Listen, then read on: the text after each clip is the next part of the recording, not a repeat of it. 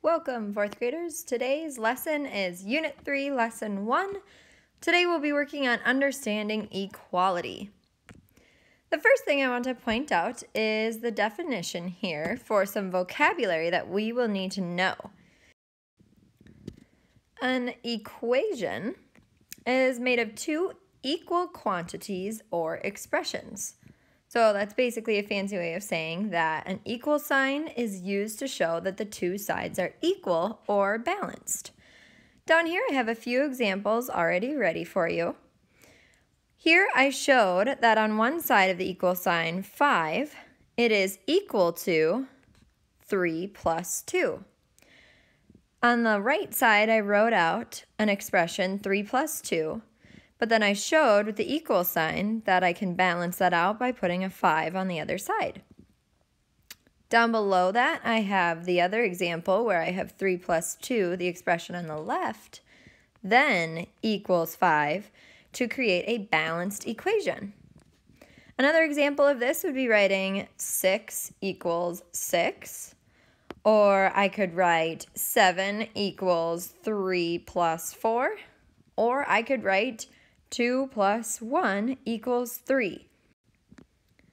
All in all, you've learned over all of these years of school that the equal sign shows two equal quantities or shows a balance on each side.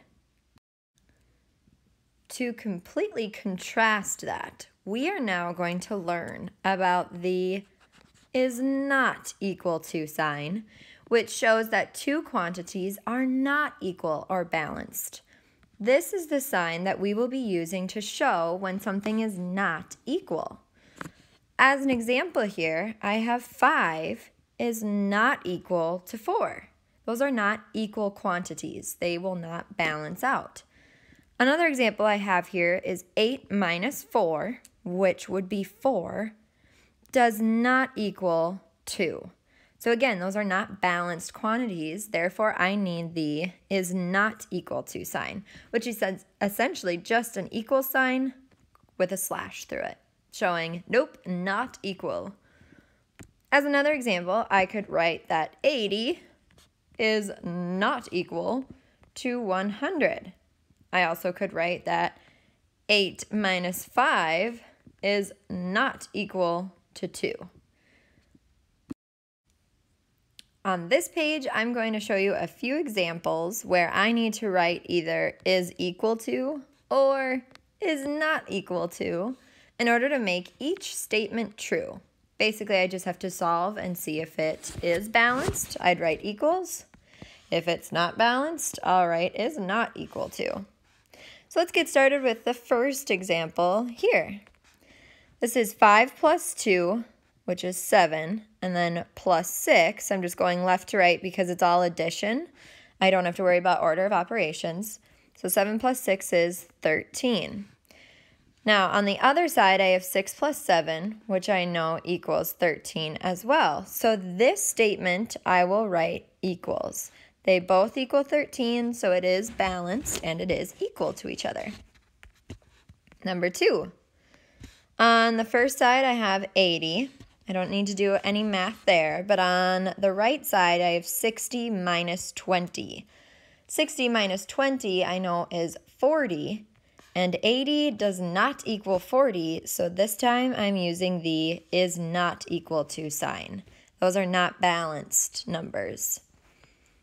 Last example, number 3, I have 70 on the left side, and then on the right side, 40 plus 30, which I know equals 70.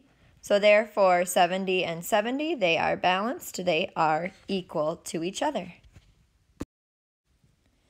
Throughout this unit, you will become familiar with something called a break-apart drawing.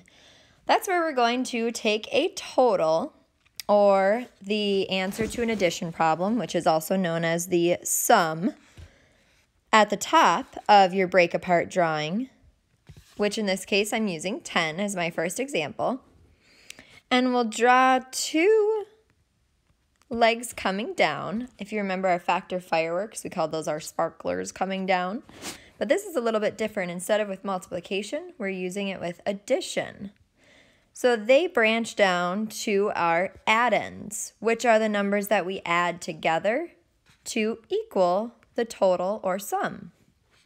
So here I know 6 and 4 added together will give me 10, our sum or total. My job on this page is to create 8 related addition and subtraction equations. So let's get started. I'm going to start out with the most obvious one, which is taking 6 plus 4 to equal 10, our total. Then I'll just switch around the 4 plus 6 to also equal 10. I already have 2 done. Now I could try a different one where instead of having these 4 plus 6 and 6 plus 4 on the left side and switcherooski, so I have 10 equals 6 plus 4. Same thing, they're still balanced, it's just written in a different way. And then I'll do the other version, 10 equals 4 plus 6. 4 down, 4 to go. Now I can use some subtraction. So I'm done with the addition equations, check that off. Now let's do subtraction equations to show this break apart drawing. So I'll take 10 minus 6 to equal 4. And then I'll flippy-floppy those numbers, and I'll do 10 minus 4 to equal 6. Now, I can do a different version here where I put the answer on the left side. So 4 equals 10 minus 6. And then the other version, 6 equals 10 minus 4. Now I'm done with all 8 equations. I can check off subtraction. So this is a little skill that you will be practicing throughout this unit. You'll notice that all of these equations are balanced. They're all equal to each other. They're just different ways to write the same equation, whether it be with addition or subtraction. They're just all a different variation on the same pairings of numbers. Now we blast off into one of my favorite parts of math, algebra. I love algebra because to me they're like little logical puzzles that I have to figure out, and I think they're just really fun because they combine letters with numbers. And I mean, wow, let's call the whole thing off. How fun. So in algebra, we have what are called variables, which is a fancy term for letters in math. They can use any letter from A to Z to substitute a number.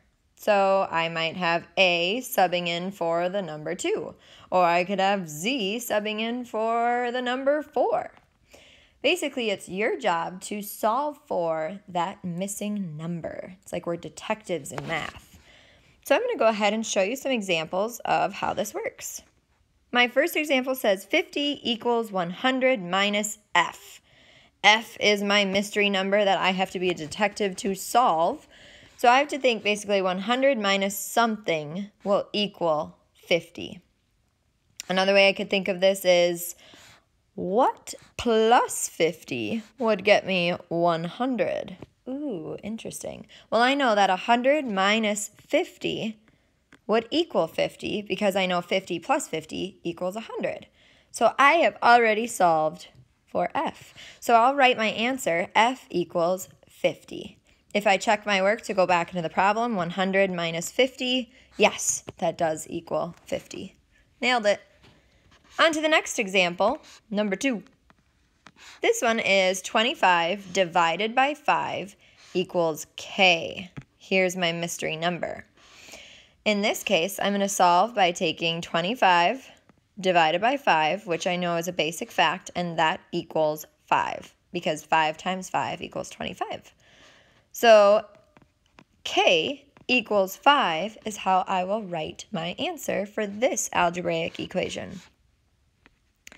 Number 3 reads 56 equals 7, remember this symbol? That means times D. So D is my mystery number. It's subbing in for something, and I have to figure out what. 7 times what equals 56? Well, I know that D would have to equal 8. Isn't that fun? I just love it. Now it is your turn to rock this concept, 4th graders. you're going to be solving these problems. You have 2 here, number 1 and number 2. I need you to tell me if these equations are equal or not equal. So you'll get some practice writing those symbols today. And then your last problem, number 3, will be to solve for the variable. So you need to solve for that missing number, which in this case is written or substituted by an e. So this reads 4 times e. Remember, the dot stands for multiplication. 4 times e equals 32. Solve for e.